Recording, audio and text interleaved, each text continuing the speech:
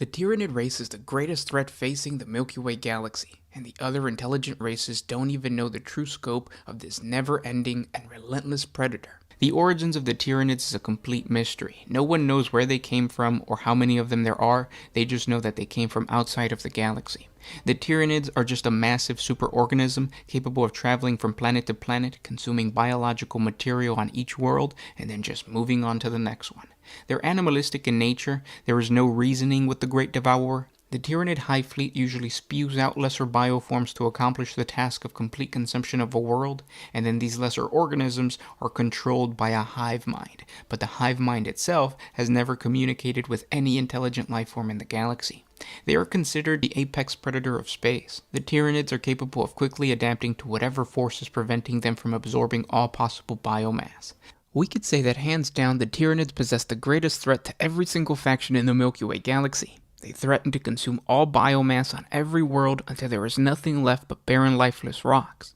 There is no reasoning with the Great Devourer. Its singular hive mind only sees prey, whether or not it's friendly or hostile. Consisting of a seemingly unending number of bioconstructs ranging from microorganisms to colossal hive ships, each hive fleet advances recklessly through the void. As it does so, it consumes all organic matter in its path, converting this biomass to yet more Tyranid creatures and hive ships.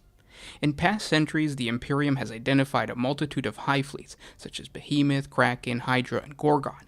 Each has its own strategies and biomorphs, many of which have manifested as swift generational adaptations in response to the strength and tactics of the enemies that the Tyranids have faced. Worst of all is that there appears to be no end to the Great Devourer. Every year since its appearance, more systems and subsectors are assaulted by this threat. The Imperium, the Eldar, the Necrons, they have all attempted to figure out what is causing the Tyranid infestation. Their hope is that by learning the origin of this powerful enemy, they can somehow exterminate the entire threat. There are dozens of assumptions as to why the Tyranids are here in the Milky Way galaxy. The first theory we're going to talk about I like to call the Great Harvester theory. Some of the newer factions of the 40K universe believe that the Tyranids are not a new threat to this world, but rather an ancient, godlike race that consumed nearly all of the biomass of the ancient world. But they strategically left enough for the cycle of life to repopulate the galaxy once more, and so that the Tyranids can come back and feed on it all over again. This Great Harvester theory is most popular amongst agri-worlds infected by a gene-stealer cult. They tend to credit the Tyranids for their existence, they view them as divine farmers who planted the seeds of life in the Milky Way galaxy, and their return is known as the Great Harvest. Their consumption of the galaxy is no different than when a farmer picks his season's yields. Although this could easily be seen as a clever way to trick cult members into accepting their own demise as simply part of a natural galactic cycle, the theory does have some valid points. If the Tyranids have been here before, it would explain why dozens of planets all across the galaxy have Tyranid-like creatures. The ancient Terran Loch Ness monster, the Fenrisian Kraken, the living jungles of Catachan, all of these creatures could be remnants of the Tyranids' last visit. After all, no hive fleet has ever come close to these planets, and no explanation has ever been given as to why these creatures exist. It would also explain how so many Genestealer broods seem to have already been in the Milky Way galaxy before the hive fleet even arrived.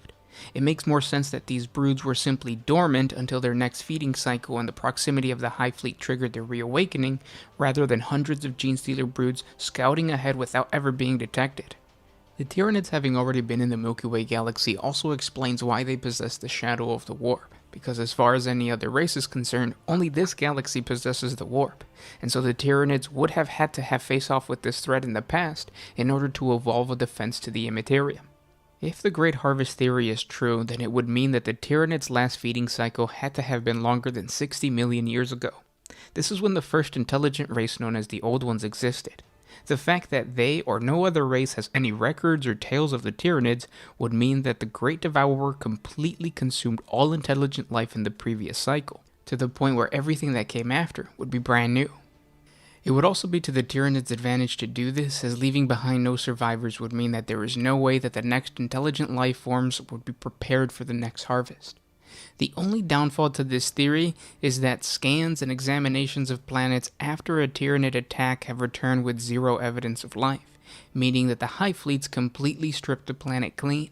In the Great Harvester theory, we would assume that some biological seeds would be left behind to repopulate for the next cycle, and that hasn't been discovered. Now let's move on to the next theory of the origin of the Tyranids.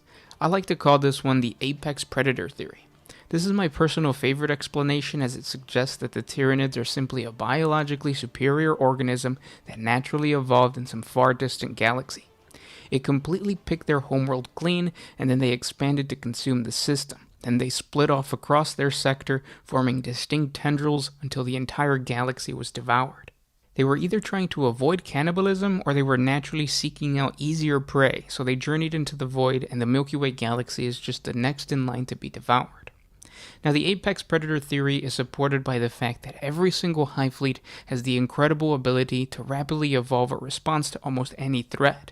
Not only did they arrive with an incredible arsenal of weapons, probably adapted from the previous galaxy, but they have been able to gain new adaptations. There's a lot of examples of these. Some Tyranid hive fleets have been able to adapt their chitinous armor to the point where plasma weaponry doesn't really affect them.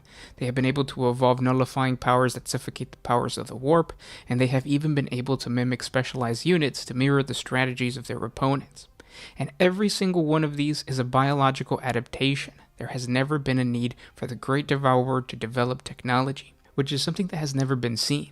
Every single race in the Milky Way galaxy at some point has developed some form of tool making, even the most primitive ones, whether it's the Rakghoul and their cybernetic arms, or the Jakara weaponsmith and their Gigi weapon. Only the Tyranids are completely biologically sufficient. Even the way they communicate amongst the different bioorganisms is all done through synaptic connections of the hive mind, not vox communication or even astropathic signals. Another big part of the apex predator theory is that it doesn't support intelligent design at all. There was no Old One race that created the Tyranids, or some godlike entity that brought the Great Devourer into existence. The Tyranids are simply the result of the tried and tested natural selection process. The hive fleets that don't properly adapt simply die out, or are consumed by the better hive fleets.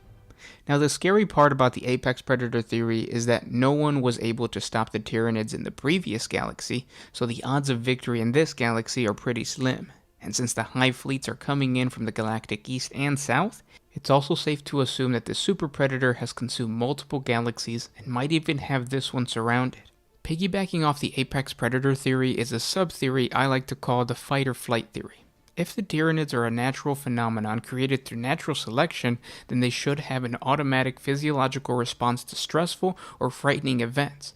Now, for the Tyranids, this event would be another galactic superpower. For the most part, we've only seen them fight, but there is a chance that the hive fleet entering this galaxy are actually running away from something bigger and scarier than themselves. It could be another Xeno species, but what seems to be more likely is that it's a stronger and better adapted hive fleet, almost like a super hive fleet that dominated the previous galaxy and began to attack other hive fleets. This is supported by the fact that there have been situations where hive fleets attack one another in order to assert dominance. It's safe to assume that after consuming all the biomass of the galaxy, the hive fleets attacked one another in a galactic civil war in order to consume each other. And the hive fleets in the Milky Way galaxy are simply the hive fleets that decided to take flight instead of fighting with the super hive fleet. There's another sub-theory that goes along with the apex predator theory that I like to call the bug zapper theory. In this theory, the Tyranids are just like before. They're a species of super predator whose only goal has been to improve its ability to consume more through natural adaptation. And somewhere down the line, the hive mind realized that there's another quicker and less energy-exhausting source of food, the infinite realm of the immaterium. If the Tyranids can somehow adapt to consume the etheric powers of the warp, they will never run out of food. It's called a bug zapper theory because the psychic beacon known as the Astronomicon is what is attracting the giant galactic superbug to the Milky Way galaxy, much like light attracts Terran bugs. Evidence of the Tyranids adapting to fight the powers of the warp has been seen with Hive Fleet Kronos, who frequently clashes with Chaos Demons. This could be the first of many attempts to adapt the ability to consume the demons of the warp, creating a symbiotic relationship where the Tyranids consume demons in exchange for endless war against those same demons. The big problem with this theory is, of course, that so far the Tyranids haven't evolved that ability, and are more interested in consuming standard biomass, not etheric powers. But you can't deny the fact that the Tyranid Hive Fleet seem to be converging on Terra itself, the home of the Astronomicon. The next theory we will discuss is the intelligent design theory. Contrary to the apex predator theory, this assumes that the Tyranid race was created by another race or an entity. Why someone would want to create a dangerously adaptable predatory species is a true mystery. Some believe that the Tyranids are supposed to be some sort of weapon or a warrior race that's clearing the way for the arrival of their creators, and their creators haven't entered the Milky Way galaxy yet. But the fact that the different hive fleets fight one another could mean that their creators are not unified in their goal and they don't have control over this weapon. However, most followers of this theory believe that the creation of the Tyranids was an accident, and that the intelligent designer was unaware of the predatory nature of their creation, but was encouraged by something like the thrill of creating life. Eventually, this new species turned on its creator, or it was unleashed by accident. If this is true, we will never really find out what the original creator was. However, there is another explanation of the intelligent design theory that points to a race that once lived in the Milky Way galaxy that was well known for creating life, the Old Ones. The theory goes that after escaping the Enslaver Plague after the War in Heaven, the Old Ones made it to another galaxy and created the Tyranids. Why the Old Ones would want to create a race of super predators that consumed everything in their path is complicated, but it can be summed up in 2 words: clean slate. The Old Ones wanted to clear the Milky Way galaxy of all life so that they could return and use their godlike terraforming technology to start over again. I actually covered this theory in great detail in a video I made about 4 years ago. It's called Where Are the Old Ones Now? I'll put a link up above if you're interested in getting the full motive and the potential plan of the Old Ones. But the Old Ones being the creators of the Tyranids is just a sub-theory in the grander intelligent design theory. Now that we understand the possible origins of the Tyranids, let's talk about how the Tyranids could actually destroy every single faction within Warhammer 40K. Let's first talk about how the current lore describes the Tyranids as a massive, almost galaxy-wide swarm of aliens that will inevitably overrun the entire galaxy and consume all of the biomass until there is nothing left except barren planets. This simple narrative kinda gives us the answer as to how the Tyranids can kill off all of the other major factions. It's the classic tabletop tactic of drowning the enemy in wounds. In other words, no other faction stands a chance against so many bioforms. But the issue I have with this very basic method of conquest is that it denies the Tyranids any strategic credit. It fails to acknowledge that although animalistic, the hive mind is still a very dangerous and calculating nemesis. That's why let's push away from the simple-minded portrait of the Tyranid invasions, and let's look at how the Tyranids would devise a unique approach for the destruction of each individual faction, starting with the Imperium.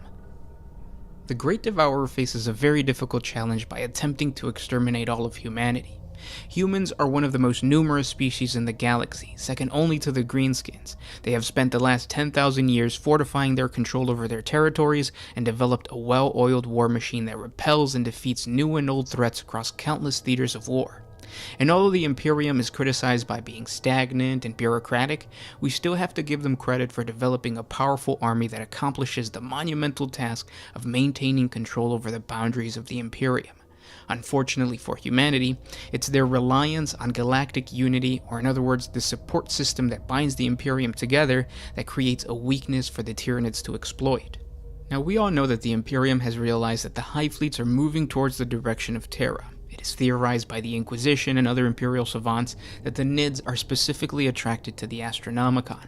They see this massive beacon of the Emperor's divine protection through the warp as some sort of lure to the animalistic Tyranids. They describe this attraction like a moth to a flame. But what if it's not just a bestial appeal?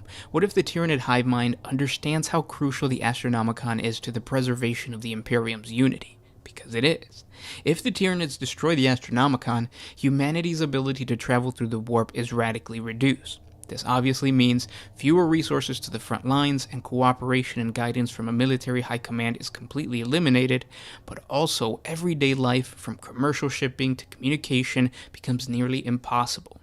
This would cause the Imperium to revert back to waging localized wars with little to no support from their neighboring systems, just like in the Age of Strife. It's the classic tactic of divide and conquer. The hive mind probably knows this because they see the similarity to the Astronomicon and their synaptic nodes found throughout the bioships of the hive fleets. This synapse unifies every Tyranid to fulfill a common goal, and just like their bioforms become vulnerable without synapse, humanity becomes just as susceptible when the Astronomicon is taken out. So this attraction to Terra is not coincidental or instinctive, but rather the Tyranids' game plan for the destruction of humanity. They want to get rid of this Astronomicon. Now, of course, fighting through the galaxy and overcoming the Terran defenses is an immensely difficult task that only Horus has been able to accomplish. But as more and more covert Genestealer cults are popping up all across the galaxy, the potential for a massive terrorist attack on the Astronomicon becomes dangerously more likely.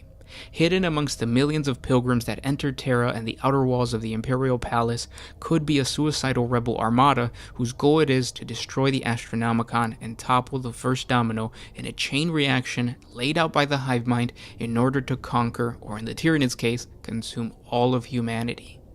But moving on to the next victim of the Great Devourer, let's talk about the major faction in the 40k universe that I don't think anyone is going to assume can survive very long against the Tyranids, despite being everyone's favorite faction, the Tau Empire. The Tau are the youngest race on this list, and so have faced the least amount of empire-destroying threats like a full-scale invasion of the Tyranids. This doesn't mean that they are weak, as they've been able to repel various assaults from Orc warbands, Imperial crusades, and even some tendrils of Tyranid hive fleets.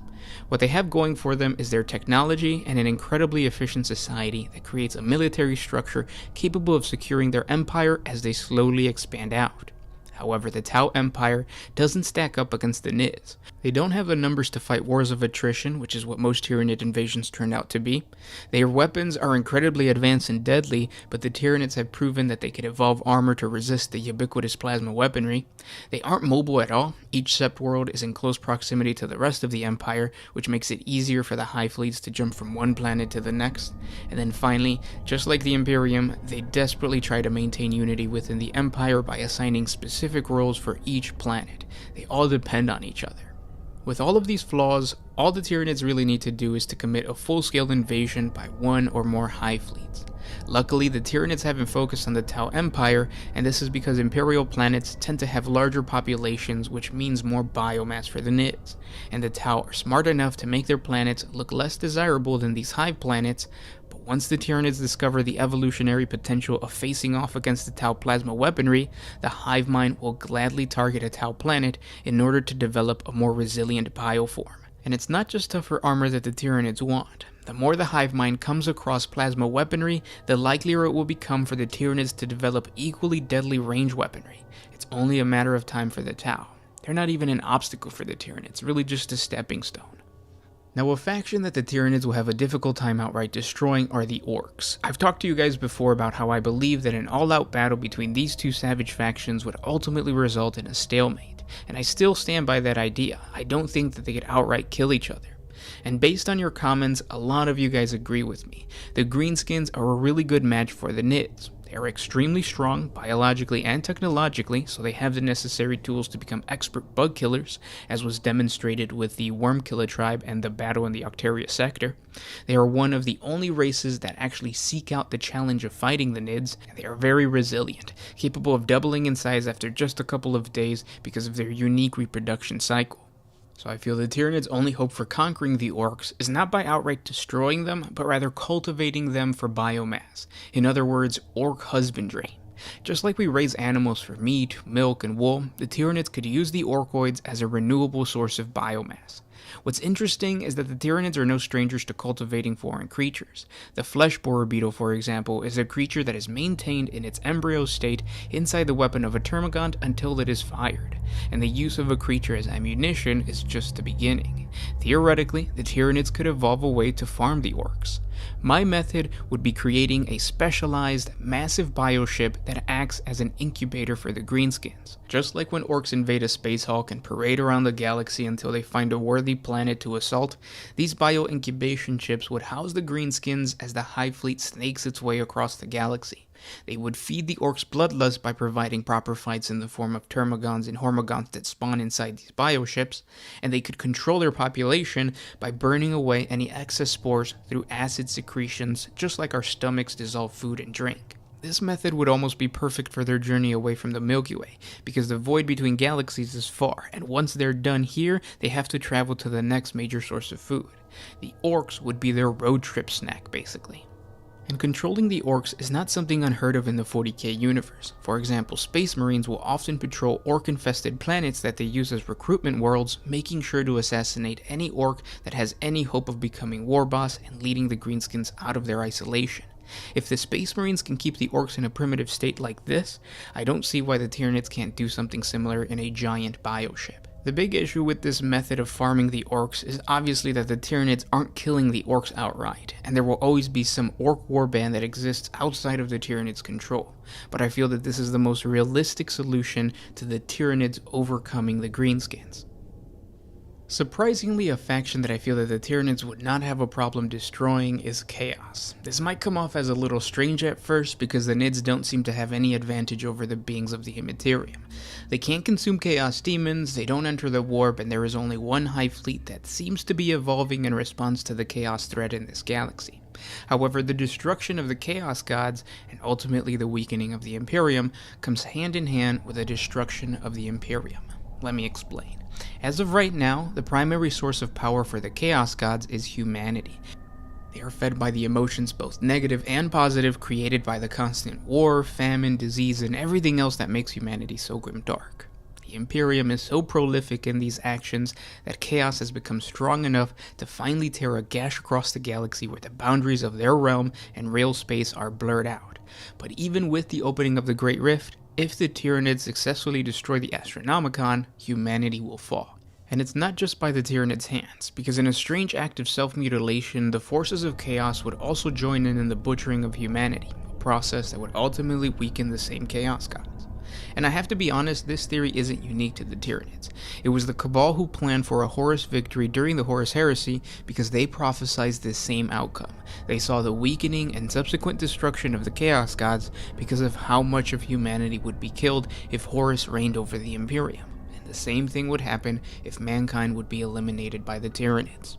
Now we get to the two most challenging factions the Tyranids must overcome, the Eldar and the Necrons. The Eldar pose a very annoying obstacle for the Tyranids because unlike so many of the other factions on this list, the Eldar are highly mobile, especially the Craftworld Eldar. They can simply move their entire civilizations away from the Tyranid threat, and because of their access to the webway, they can use it to run circles around the Hive Fleet, shooting at them from range and quickly escaping back into their realm. In order to counter this, the Tyranids need to get rid of the webway. To do this, it would require access to the actual webway. The best chance of doing this would be invading Exodite planets because they possess webway portals on specific worlds. Once inside, they could either flood the entire thing with bioship after bioship until every corner is flushed out, or a more cunning plan would be breaking the webway from the inside, allowing the Immaterium to seep into this sacred highway. Another possibility that kind of stretches the boundaries of the Tyranid lore is evolving a nullifying presence that could cancel out the warp. This can be created through the consumption of individuals like the Sisters of Silence or any other large population of pariahs, but it could also be accomplished through the breaking down of black stone. This is the material that has become highly sought after by the Adeptus Mechanicus and the Necrons because of its ability to act as a conduit of warp energy. The pylons on Cadia that were holding back the Eye of Terror were made up of this blackstone, and so by absorbing this substance, the hive mind might be able to evolve a similar effect. And again, theoretically, this could enhance the shadow in the warp to become strong enough to close off any warp portal for good, or even create a web of nullifying power that separates the connection between real space and the Immaterium, just like what the Necrons are doing with the Pariah Nexus. And without the Immaterium, the Eldar can't even hide. They would either have to run away from this galaxy like their creators, the Old Ones, or face the Tyranids in a last stand. And finally we get to the Necrons. As I've told you guys in previous videos, the Tyranids can consume Necrodermis. If they have weapons strong enough to destroy the Necron constructs, their reclamation pools are acidic enough to break apart this living metal. However, the process is long and yields almost no biomass for the Hive Fleet, and so the Tyranids often avoid this enemy. This avoidance is key to the Nids' victory over the Necrons, because as of now, the dynasties are not united. Unlike the Eldar, the Tau, and the Imperium, the Necron dynasties don't like working together. They never have. The only thing that stopped them from killing each other was the war in heaven. The Old Ones were their common enemy, and it's what gave the Silent King the ability to unify the dynasties. However, you don't have that with the Tyranids. The Nids are not hostile towards the Necrons because, like I said, they don't want to waste their time on trying to consume something that isn't going to give them significant source of biomass. The Nids also don't care about taking over Necron territory. They are in and out of a planet as fast as possible, and so it would be very difficult for the Silent King or any other lord to try to rally his people against the Great Devourer, because it's not hurting the dynasties. And without this common enemy, the dynasties would simply go back to waging war against each other, and the Tyranids would simply wait until the final weakened dynasty would remain, and that would be consumed by the Great Devourer. And this concludes the Tyranids' destruction of all of the other major factions of the 40K universe. Now that we understand that the Tyranids could truly destroy everything within the Milky Way galaxy, let's answer the question of how the galaxy can get rid of the Tyranids. In this Tyranid extermination video, I want to start off by going over some of the more popular theories and methods on how to destroy the Great Devourer that sound really good, but are probably not going to work. Starting with a theory that I like to call the Pit Fight theory, named after the Magic the Gathering card that allows you to choose one of your creatures and have them fight any other creature. This will be the last MTG reference in the entire video, and I'm just doing that because I've been playing Magic for a while now. But the reason I call it this is because that is essentially what many proponents of this theory are doing. The two most popular factions used to fight the Tyranids are either the Greenskins or the Necrons. So they claim that if you took the Nids and threw them at the Orcs might be tough enough to wipe them out. I'm not going to go into detail as to why these two factions can't kill each other, because I covered it in the Orc Destruction video, but basically this has already happened, and it only served to strengthen both factions as the Hive Fleets grew larger because of the almost unending source of biomass from the dead Greenskins, and they grew tougher because of the constant war that they're providing. Now, others say that if the Silent King unified all of the dynasties, then the Necrons could kill off the Tyranids.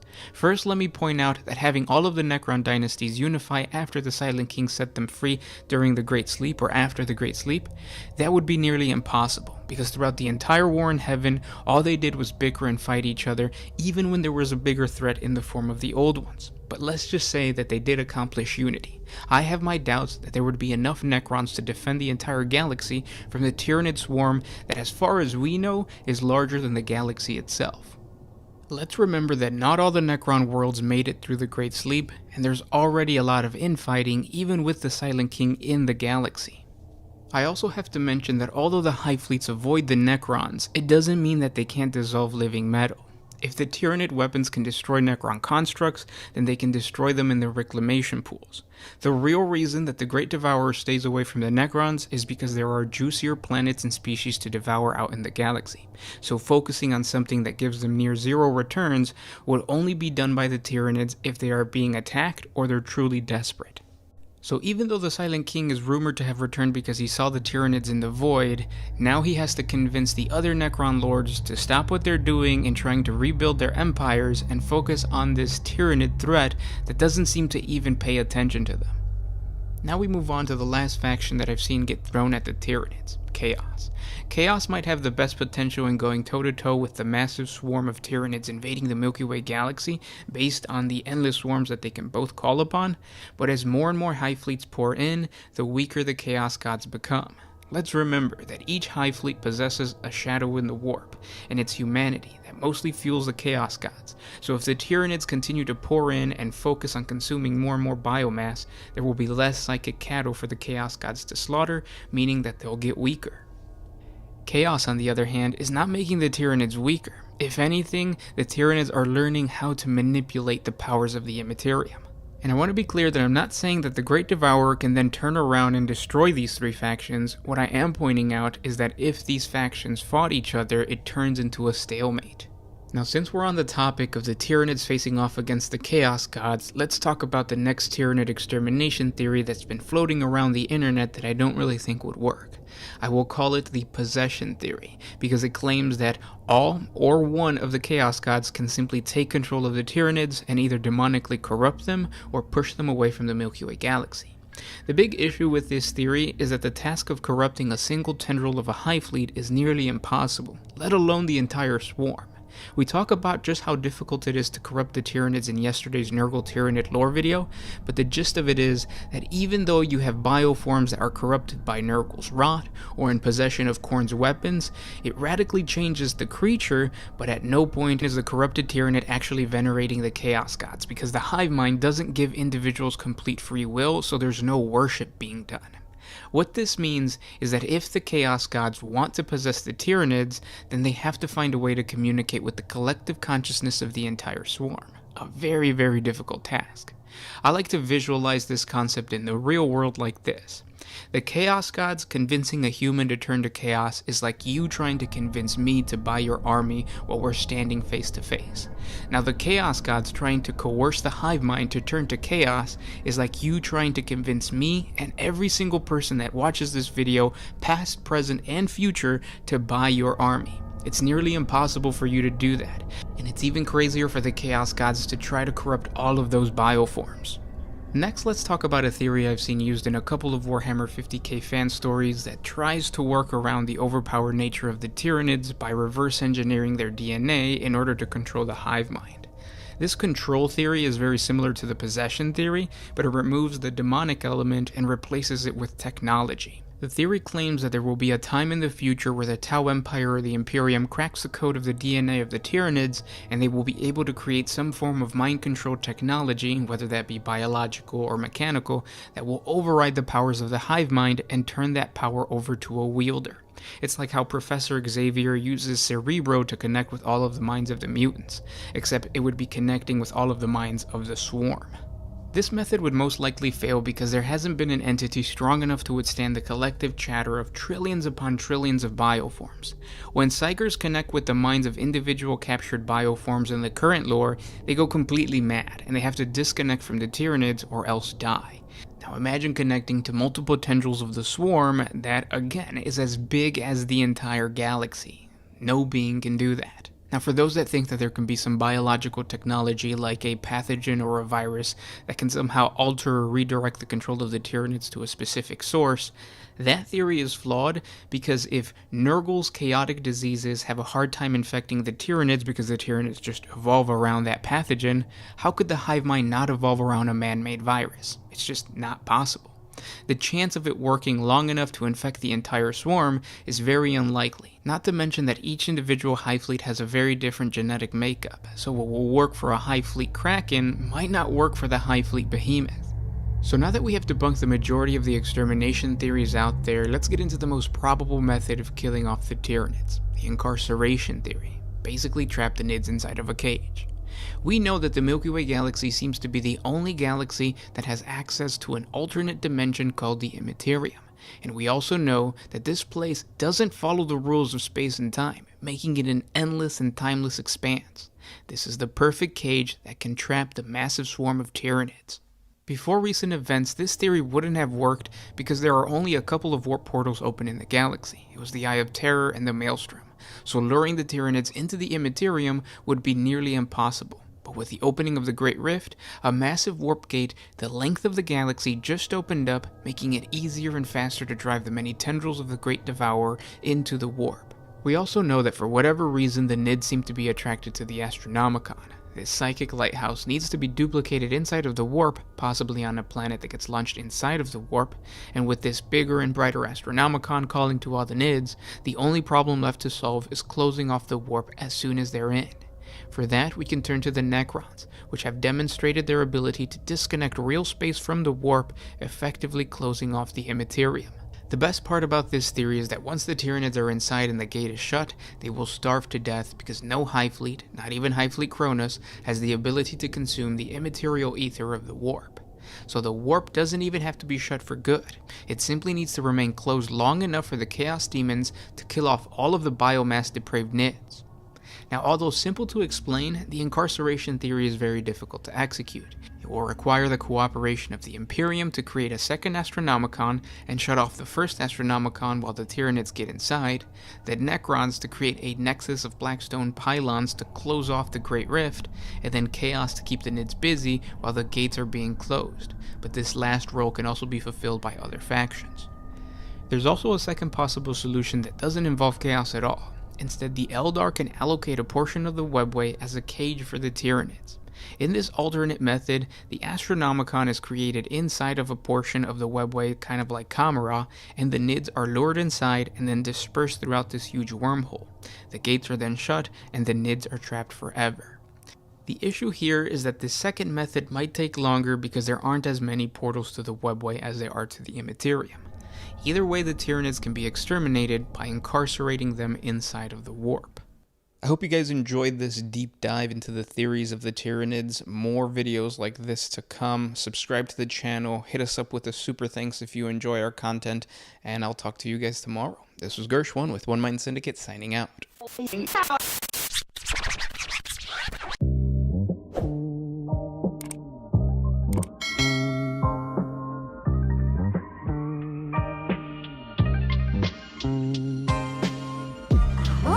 used to put my freedom first in any situation.